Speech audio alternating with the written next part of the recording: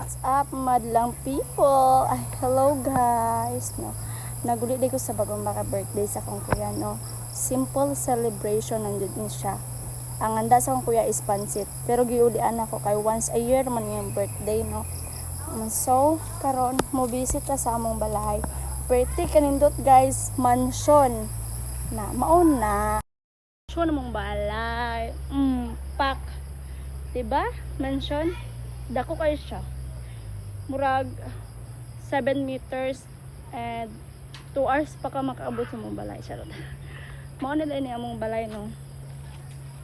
So karon nga hapon, I introduce my house na ayan na dagan kayo ng duspot bayot kay dato baya ta dagan tag kwarta.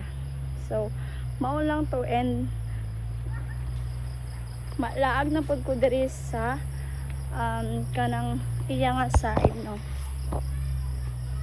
Mao ni mong balay daghan buslot kay wala jud tay budget bayot kay pobreta, diba? Tanawan ninyo na kanin siya nga palibot is puros basak man guna siya diri, no. Basak ang palibot sa among ginapuy-an. And then kani nga lupa, no, kani nga lupa mga isuon mao ni ang lupa sang gobyerno. So in case nga kwaon na siya, wala jud may mabuhat kay simple syempre kay nakigpuyo naman ta diri. So in case nga kwaon siya, wala may mahimo. So diri nga ano is kanang iya na siya sang gobyerno. Then katong nga balay, katong gamay pod is maupod do siya ang balay sa akong mama.